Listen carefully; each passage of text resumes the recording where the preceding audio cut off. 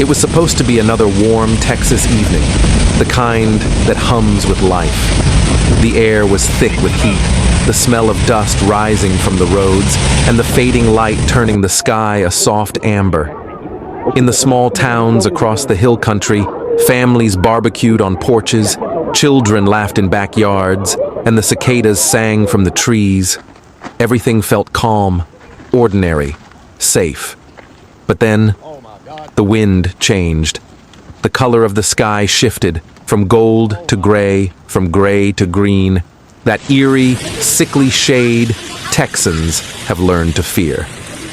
The first gust came cold and sharp, snapping through the air like a warning. Birds scattered. The hum of evening fell silent. And in that silence came the first sound. A single, heavy drop of rain striking metal. Then another. Then 1,000 more. Within seconds, the heavens opened. Rain didn't fall. It attacked.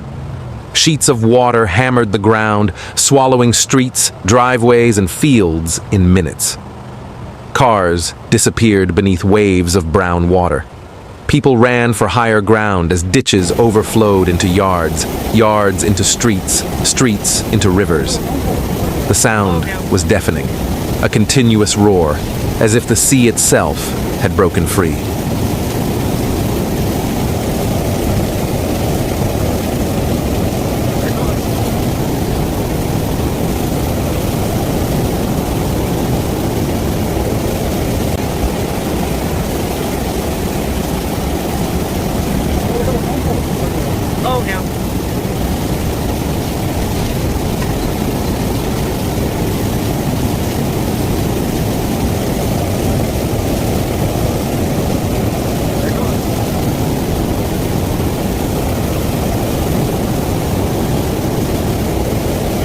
By nightfall, the storm had swallowed everything. It began like any other summer afternoon, sunlight shimmering across the highways, the air heavy with humidity. But high above, a collision was brewing. Warm, moisture-filled air rising from the Gulf met a surge of cold air plunging south. What followed was chaos. A perfect storm that would unleash one of the most violent flash floods Texas had seen in decades. By early evening, radar screens glowed red. Meteorologists sounded the alarm. A line of supercells was forming over central Texas. But by the time the warnings hit phones, it was too late. The storm was already overhead. The first wave hit the town of Kerrville just before dusk. Within minutes, streets vanished beneath torrents of water. Power lines sparked. Trees bent under the force of 70-mile-per-hour winds. The Guadalupe River began to rise. 1 foot, then 3, then 10.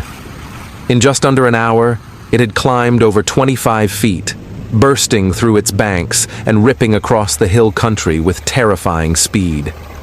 Families fled their homes in the dark.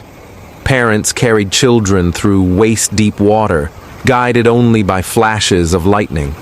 Some climbed onto rooftops. Others clung to trees or the tops of cars as the flood tore everything away. Fences, furniture, vehicles, even pieces of houses.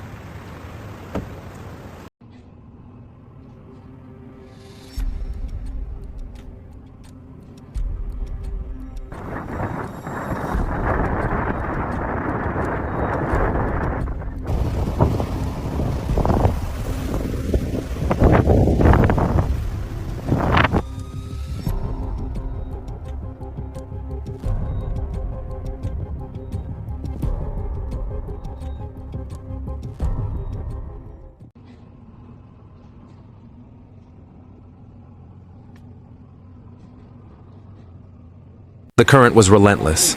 It devoured everything in its path. By midnight, entire neighborhoods were gone. Rescue teams worked without rest, navigating submerged streets in boats, searching for survivors. Police shouted through loudspeakers, "Move to higher ground! Do not go outside!" But for many, it was already too late. Roads had vanished. Bridges were gone. Cell service failed. Communities were cut off. Islands of fear and darkness surrounded by rising water. Across the region, tragedy struck. Summer camps along the river were engulfed by the flood. Vehicles parked on high ground were swept away like toys. Families who had lived by the river for generations watched their homes crumble and drift downstream.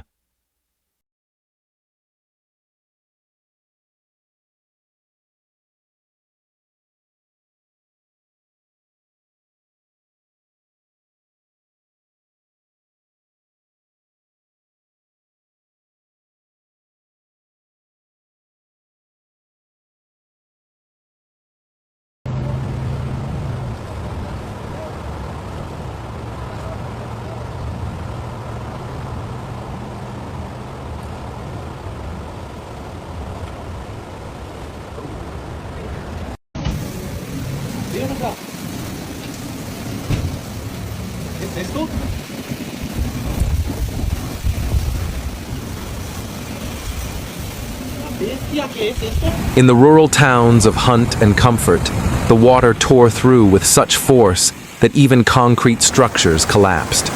For hours, the rain did not stop.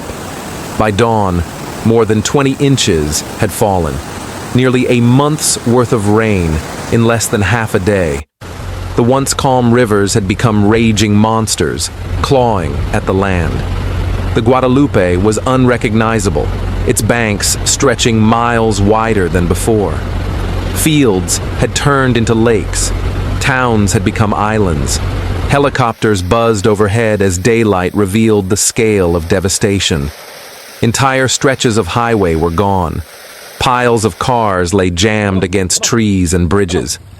Houses had been ripped from their foundations, tossed across fields like paper. The smell of fuel, mud, and broken wood filled the air. And among it all, silence. The kind that follows disaster. For many, it was the longest night of their lives.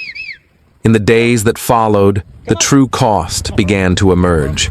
Dozens dead, hundreds missing, thousands displaced.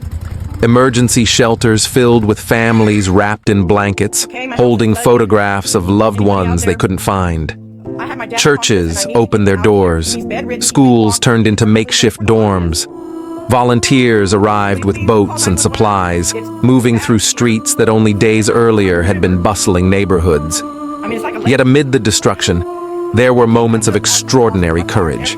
Neighbors rescuing neighbors, strangers forming human chains to pull people from the current, farmers using tractors to haul boats into flood zones, young men kayaking through submerged streets to deliver food and medicine. When the sun finally broke through the clouds, what it revealed was staggering.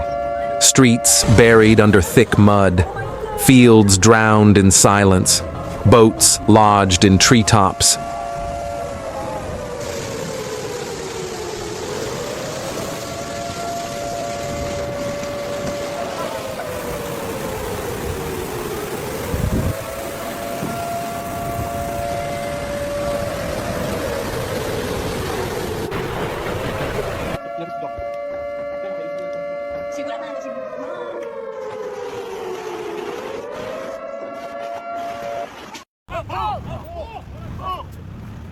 Fuertes corrientes complicaron el rescate de esta mujer tras las inundaciones en Texas. Vecinos, bomberos voluntarios y agricultores se tiraron al agua para sacar a la mujer con la ayuda de cuerdas.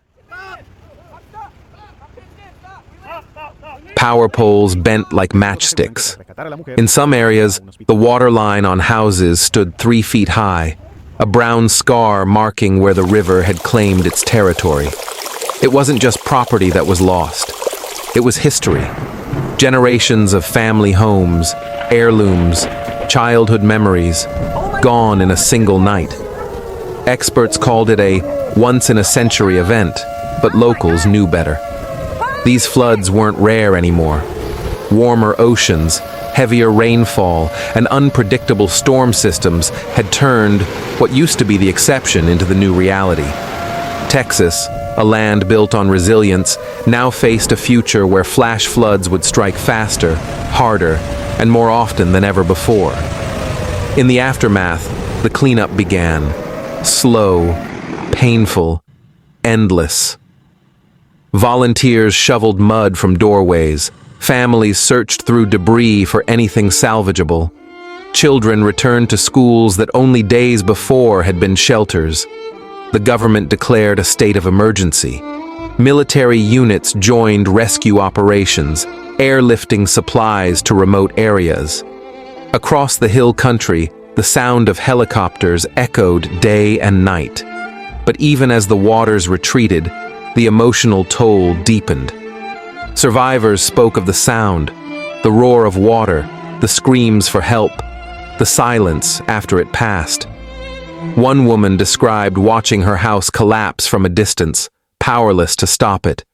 Another man said, "I thought floods were something that happened to other people, until it was my street, my home, my family." Weeks later, when the rivers calmed and the mud hardened into cracked earth, the scars of the disaster remained. Some towns may never fully recover. Yet through the heartbreak, a quiet determination took root. Texans, bound by loss but driven by resilience, began to rebuild. One home, one road, one hope at a time. Still, the weather refused to rest. Meteorologists warned that the same unstable systems fueling these floods were expected to persist through the season. With soil already saturated and dams under strain, even moderate rainfall could trigger another round of flooding. The National Weather Service extended alerts across multiple counties, urging residents to prepare emergency kits and evacuation plans. Farmers faced ruin. Thousands of acres of crops were destroyed, livestock lost, and irrigation systems swept away. For many, the financial losses stretched into the millions, but the greatest cost couldn't be measured in dollars. It was the exhaustion etched into faces, the fear every time the sky turned gray. Yet even here, hope flickered. Communities united like never before. Relief centers overflowed with donations. Volunteers drove hundreds of miles to help strangers they'd never met. Children handed out bottled water to first responders. And, in the heart of destruction, people found something that water couldn't wash away: compassion. Because that's what Texas does. It endures. It rebuilds. It remembers. As the sun set over the drenched plains, golden light reflecting off the receding waters, one truth became clear. Nature's power is unstoppable, but so is human resilience. This was not just a story about Texas. It was a warning for us all. Across the world, storms are getting stronger, rain heavier, and disasters faster. The planet is changing, and the cost of inaction grows with every flood, every fire, every drought. The question is no longer if another storm will come. It's when. And will we be ready? If this story moved you, like, share, and subscribe to Cataclysm TV. Because understanding nature's fury is the first step toward surviving it. And together, awareness can save lives.